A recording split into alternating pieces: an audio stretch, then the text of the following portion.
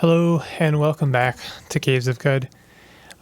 This is the second episode, which has undergone intense editing and breaking down. We're still using titles foreshadowing. I'm looking forward to seeing the responses to this episode because it's this is the downward curve. We're kind of in it here. This is me deciding to go ruin diving, which I don't know. Like when you're in it, when you're having a rough time, I just recommend ruin diving because it's a lot of fun to just kind of pace things out and find some fun stuff. I did not find fun stuff on this specific venture, and in fact, I found pretty awful things. Did you see it? I really underlined the problem here. Here it comes again. Did you see it? Here it comes. Right there. Sore throat. Those of you who knows what that means, it means that there are dark looming clouds kind of billowing on the horizon, and they will. They're gonna ruin my day. Absolutely 100% rain on my parade. And you know what's weird is I've never really seen this before. I've never seen, check out this clairvoyance coming up in a minute here. This is one of the best like clairvoyance usage I've ever seen here. Bam. Bam. Come on now. Give me a bam. There you go. Two becoming nooks hiding behind the walls. It's a good idea to really keep your eyes open. If you see a eater's statue, there's generally, not generally, there usually always a becoming nook. And also if you see glass, generally that means that there's also a becoming nook hiding somewhere. And if you see it embedded in the wall, then there's a good chance that the becoming nook is hidden in the wall. But anyway, I've never really seen like slimes in the ruins that are filled with basically Golgotha juice. Like that's what we found. We found slimes with Golgotha juice. I've never really encountered Golgotha juice slimes hiding around in the ruins. So that was an unfortunate discovery.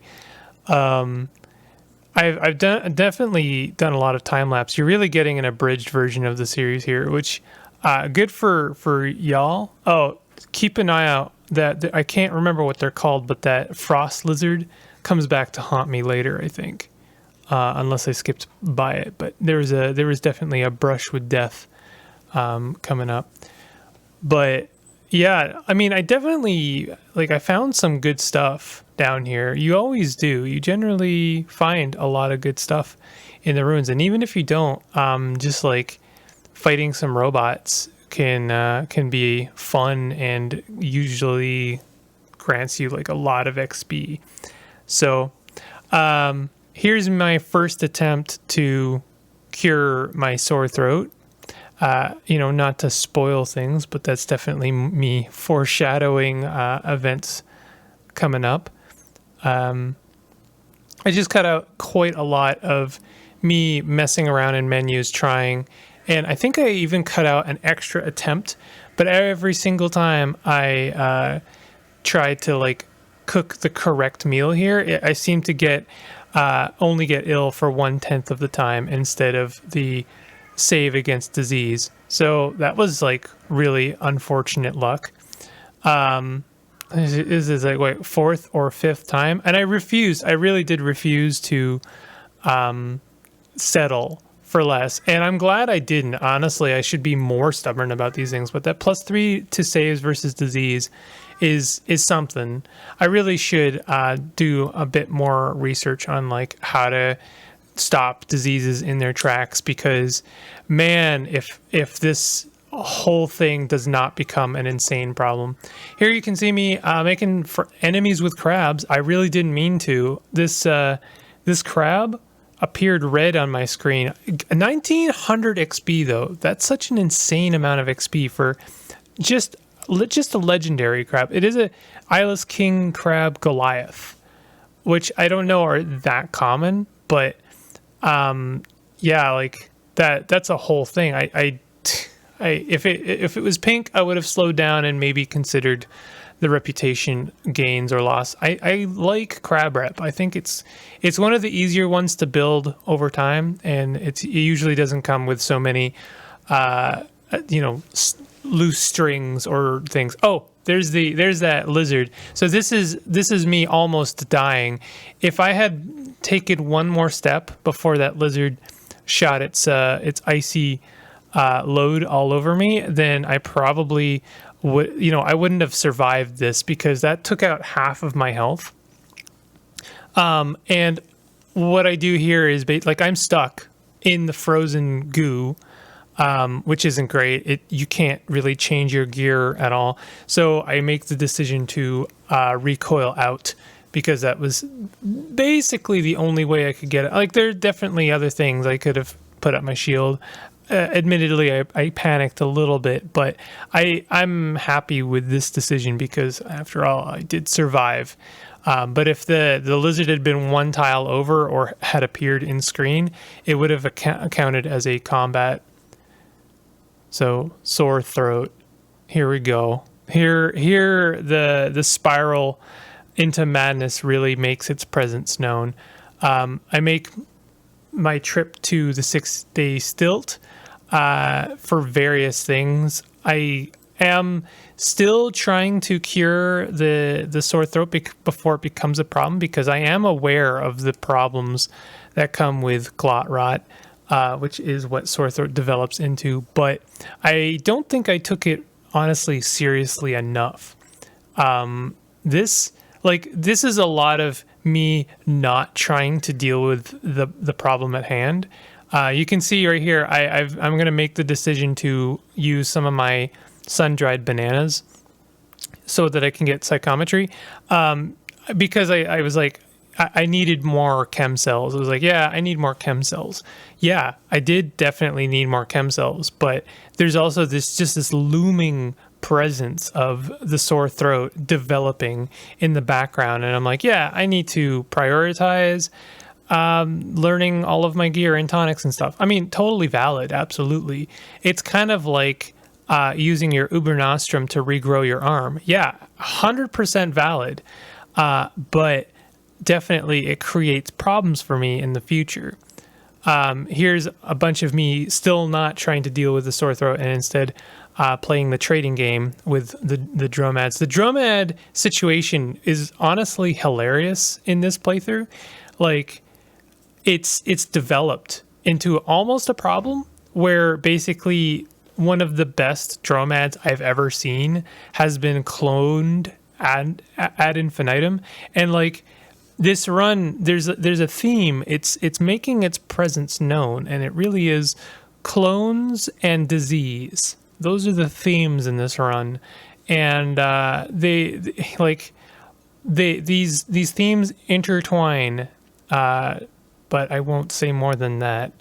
So here I am completing my cosplay as Dr. Freeze as I learn how to make freeze grenades, and I really do fully encompass the Dr. Freeze cosplay, as I have two mutations that freeze enemies, as well as a freeze ray and freeze grenades. I was pretty happy with it. Here, more dimensional invaders. So this is gonna, like, in hindsight, this is fun as it's happening, and it's definitely entertaining, I'm sure, to watch a combat progress. But like, at a certain point, the novelty of fighting Esper invaders it doesn't really, it's lost at a certain point. It no longer maintains much value, because like, you fight a lot of them, and you do kind of develop a method for them. They're not that bad. They're not even necessarily as dangerous as an evil twin, I think. So it's, it is whatever. At a certain point, I probably would have cut out. In fact, I think I already did cut out a few dimensional invaders. This one definitely caught me off guard by using burgeoning, which is a mutation I'm still not very versed in, but I have actually grown to be interested in its values. In a way, it's kind of like Cud's form of necromancy. That's going to sound weird, but hear me out. It really is just a way of creating a bunch of followers on the spot, which can be very beneficial to you. So I am interested in making use of that in the future.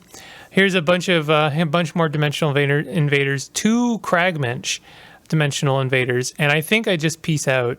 I just say, nah, I'm done with invaders for now, because you don't really get much from them. You just get XP. You don't get any pickups. You can maybe get some ego, but I didn't want any more.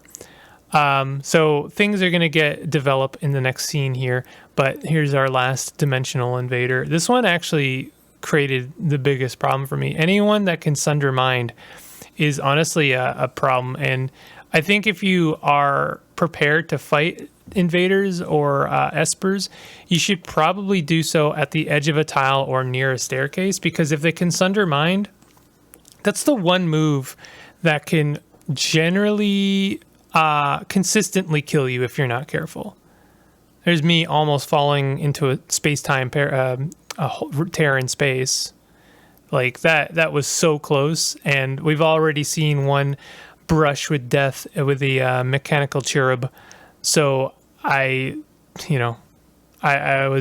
very wary of the space tears.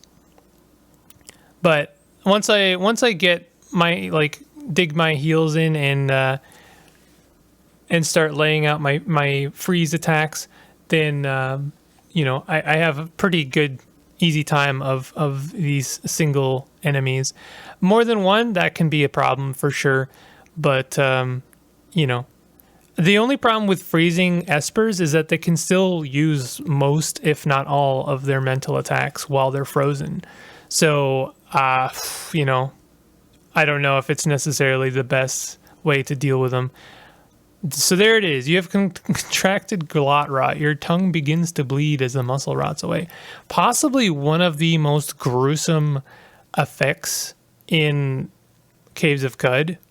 It's awful. It deserves its own content warning. I'm not even kidding. It's so gruesome. Your tongue basically rots away, in very graphic detail. But here's me reading how to cure glot rot. First, the description, which I'll spare you, and then the cure, which isn't too bad, but you're going to see me fumble the ball a couple of times in my attempts to cure glot rot. Glot rot becomes such a problem for me. So here we go. Flaming ick, 1 part sap, 1 part honey, 3 parts wine. Try and remember that now. 1 part sap, 1 part honey, 3 parts wine. I'm pretty sure I already have the honey at this point. I usually tend to keep honey on my person, but sap is a huge pain, and wine, as I've discovered, is also kind of a bummer under specific circumstances, which I unfortunately create for myself in this playthrough. We're gonna go through it. Also, I did mention in this playthrough, one of the things that was lost was my, I guess, mental revelation that the flaming ick, the cure for glot rot, is a reference to the flaming moe, which I think is fun. And so every once in a while, as you're losing your tongue, you do just kind of bleed occasionally, and it's pretty nasty. One detail I hadn't really made note of is I think that the text effect, the color on the text for glot rot, starts out with gray and red, so it's it's developing. If you can't cure it before your tongue is gone, then it's just gone. And if you recover your tongue before you cure glot rot, then glot rot just rots your tongue away again. It's awful. And here you're going to see a lot of this. I do spare you. I've edited it down quite a bit. You're going to see me do a lot of managing water, because if you noticed at the top of the bar there, 0 water, I didn't really realize when that happened, but it definitely happened. And here's the revelation for you: 61 to 0. How did that happen? Well, I'll tell you what happens is glot rot doesn't just rot your tongue away. It creates rot in your mouth. And so every time you take a drink, there's a chance you're putrefying your own water supply, which is just really, really nasty. That's seriously one of the worst effects ever. So you have to basically, this is a method I developed for the situation is, and you'll see it right here, is, well, no, you'll see me accidentally drink putrid water, which is not great. But what I do is you have to purge all of the putrid water, just get rid of it. Start with a huge, a new set of water.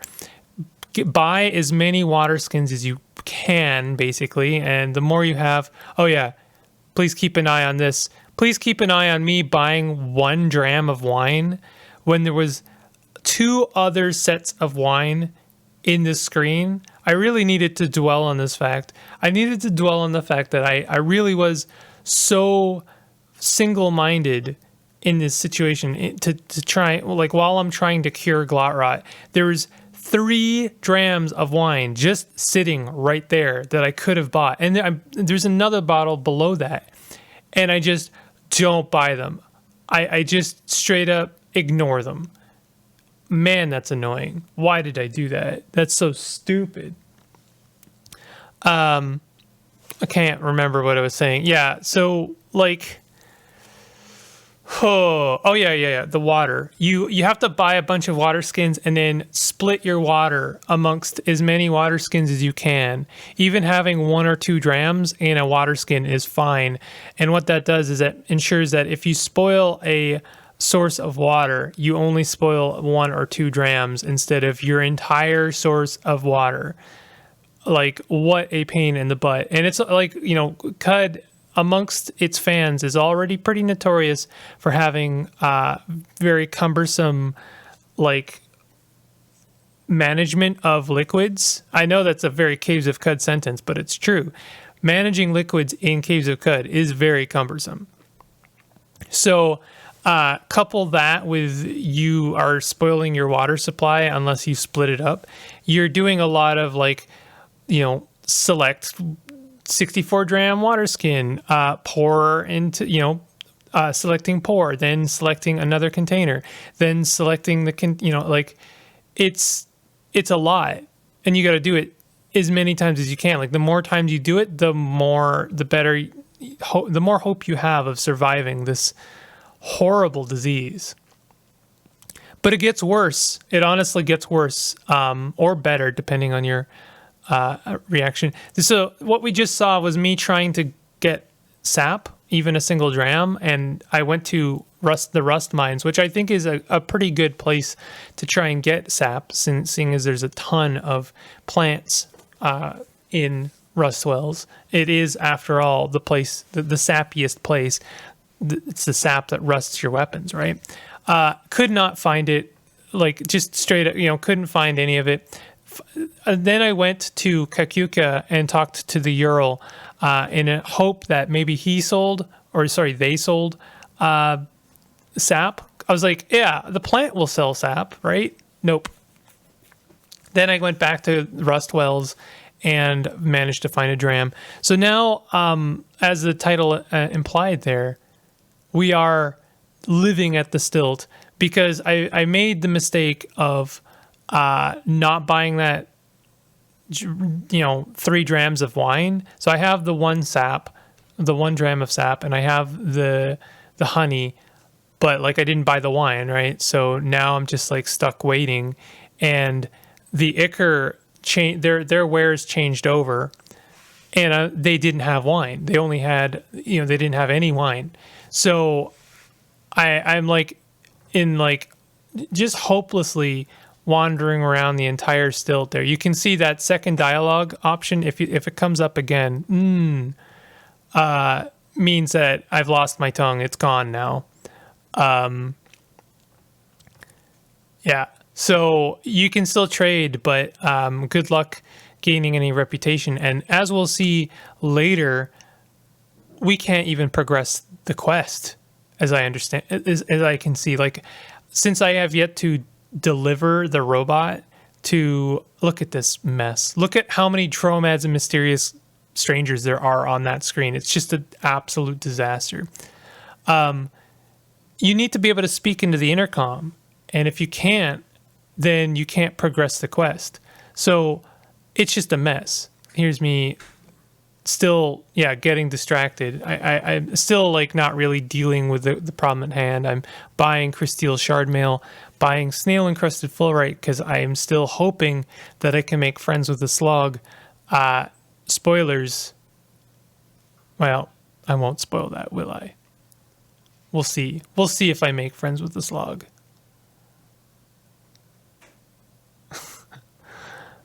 Buying water skins in bulk, yeah. So I try my best to find wine, and it just I already missed my chance. It's gone, and so I can't cure glot rot, and glot rot is such a pain. It is seriously one of the biggest pains. Worse, I'd rather have Fickle Gill. Not even joking. I would rather have Fickle Gill than glot rot. I think I'd rather have pretty much any of the other diseases. Encumbrance management. So I ran into a huge problem where I was like just carrying a lot of stuff and I couldn't really get rid of any of it.